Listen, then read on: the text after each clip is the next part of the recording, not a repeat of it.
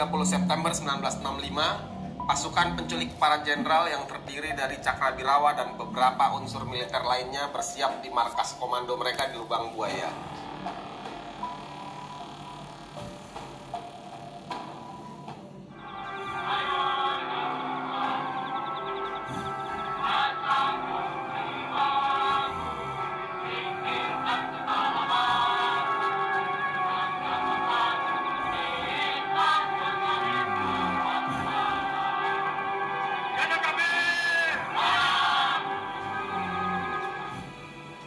Sebelum bergerak, mereka di-briefing dan dicuci otaknya untuk menangkap hidup atau mati para jenderal yang mereka sebut sebagai Dewan Jenderal untuk dihadapkan kepada Presiden Soekarno. Jenderal itu antek-antek imperialis PIA yang punya rencana jahat akan mengadakan coup atas kepemimpinan pemimpin besar revolusi, Panglima tertinggi, Presiden seumur hidup, Bung Karno.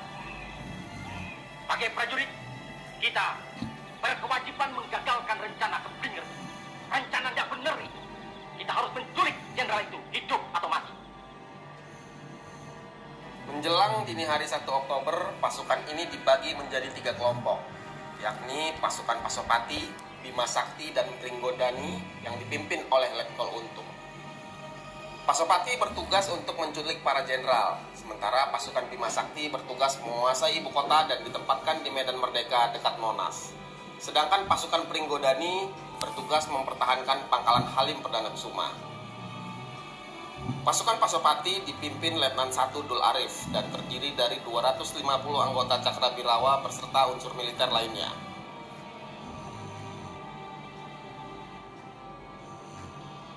Komposisi pasukan paling banyak diarahkan untuk menjemput Jenderal Nasution dan Jenderal Yani, karena keduanya adalah target utama dan kediamannya pun dijaga oleh para pengawal.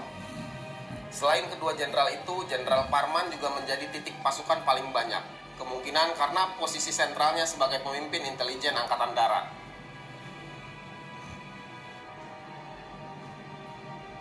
Pasukan penculik Jenderal Nasution dipimpin oleh Pelda Jahuruk. Pasukan penculik Letnan Jenderal Ahmad Yani dipimpin Peltu Mukijan.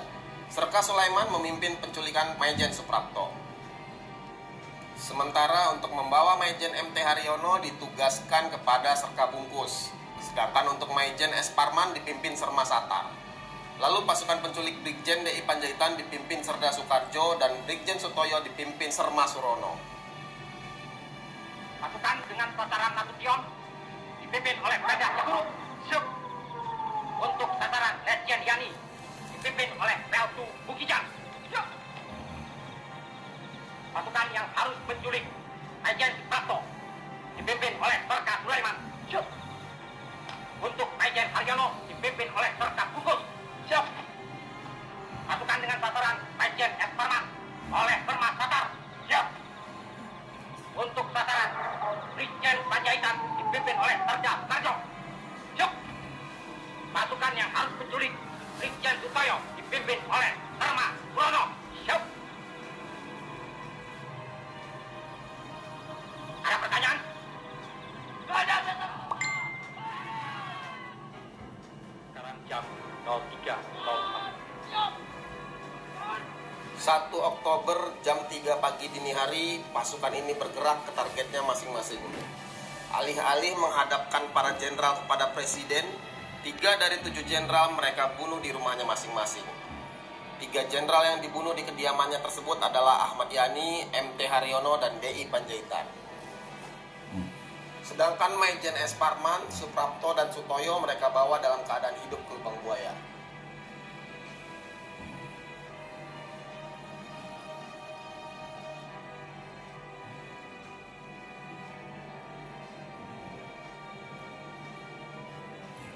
Penembak Jenderal Ahmad Yani adalah Serda Giadi. Jenderal Ahmad Yani ditembak dari belakang ketika hendak mengganti baju dan masuk kembali ke rumah, tapi dilarang oleh pasukan penculik. Mendengar larangan tersebut, Ahmad Yani spontan menampar salah satu prajurit karena dianggap lancang. Melihat hal itu, Sertu Rashwat memerintahkan Serda Giadi untuk menembak Yani dari belakang, dari balik pintu kaca rumahnya. Duduk. Ada apa? Apa diminta menghadap presiden? Jenderal.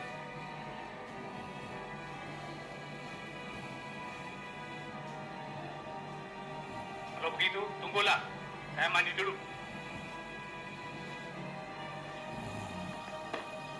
Sebaiknya tidak usah mandi, Jenderal. Paling tidak cuci muka, toh, dan berpakaian. Tidak usah berpakaian. Ancang kalian. Tahu apa kalian? Jadi.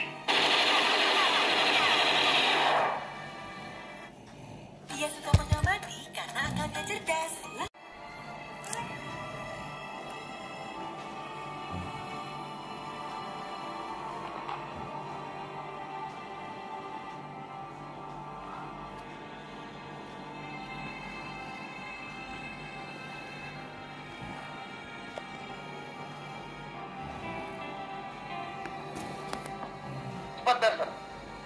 Kemudian ada Serka Bungkus. Dia adalah eksekutor penembak Mayor Jenderal MT Haryono.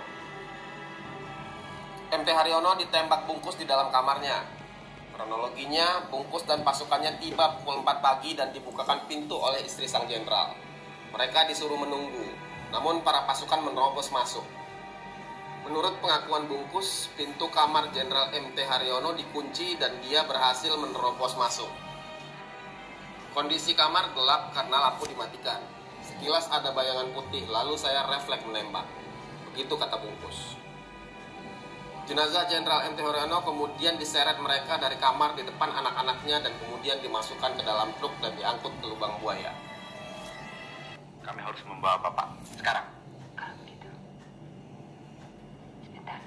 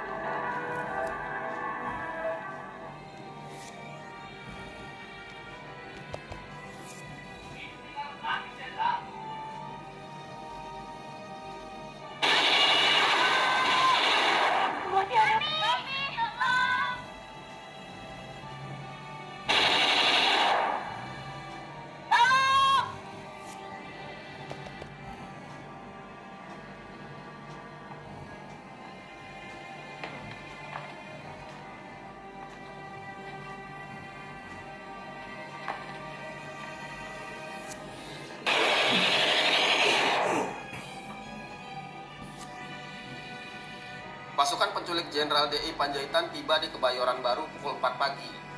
Pasukan yang dipimpin Serda Soekarjo ini langsung memaksa seorang pembantu untuk menunjukkan letak kamar tidur DI Panjaitan.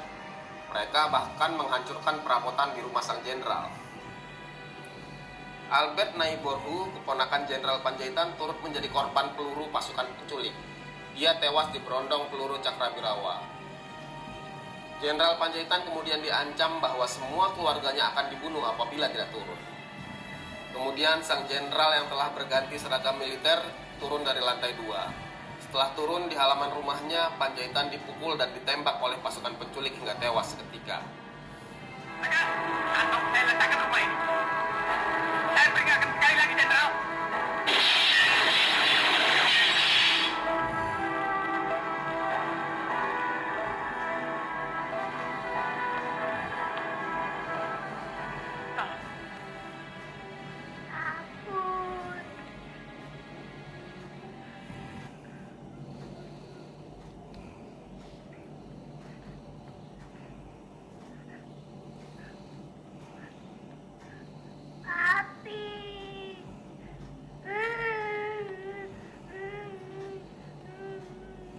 Angkat tangan, Jenderal.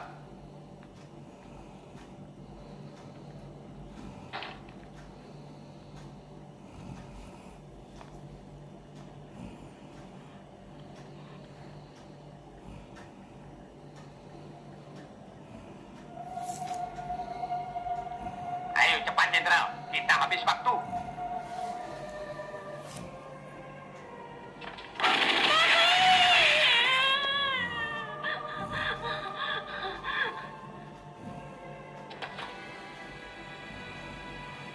Sementara target utama penculikan tersebut yakni Jenderal Abdul Haris Nasution berhasil lolos meski sempat tertembak di bagian kakinya.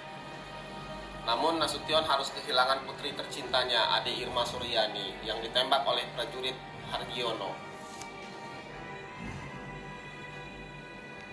Pada akhirnya operasi mereka berantakan dan mereka sendiri kebingungan karena ditinggal oleh para komandannya.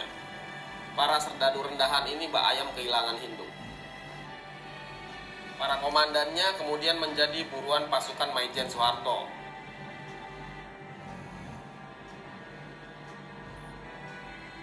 Letkol Untung ditangkap di Tegal 11 hari setelah peristiwa penculikan dan pembunuhan itu.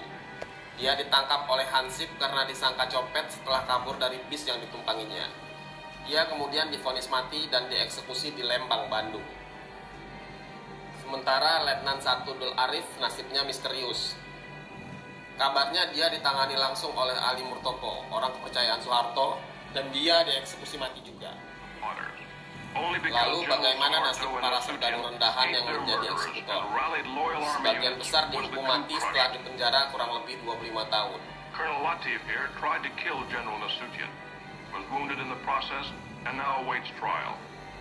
During the coup, Latif directed tactical operations. General Parman, Chief of the Army Intelligence, was killed by this man. He shot General Yani, Chief of the Army. Here the murderer of the Deputy Chief of Staff. Lance Corporal Hargiono missed General Nasution, but shot his sister and infant daughter 5 times.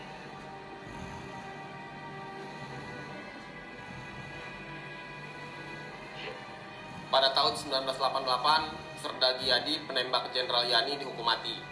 Selain dia, Sersan Soekarjo, komandan penculik Jenderal Panjaitan, juga dihukum mati di tahun yang sama. Kemudian pada 16 Februari 1990, 4 orang mantan pasukan Cakrawirawa dihadapkan ke depan rumput tembak. Mereka adalah Surono, komandan penculik Brigjen Sutoyo, Sersan Satar, komandan penculik Maijen S. Parman, kemudian Sulaiman, komandan penculik Maijen Suprapto, dan terakhir Rohayan. Nasib Sersan Bungkus lebih baik dari kawan-kawannya yang lain. Penembak sekaligus komandan pasukan penculik Jenderal M.T. Haryono ini akhirnya dibebaskan pada tahun 1999, setahun setelah Soeharto lengser dari kursi kepresidenan.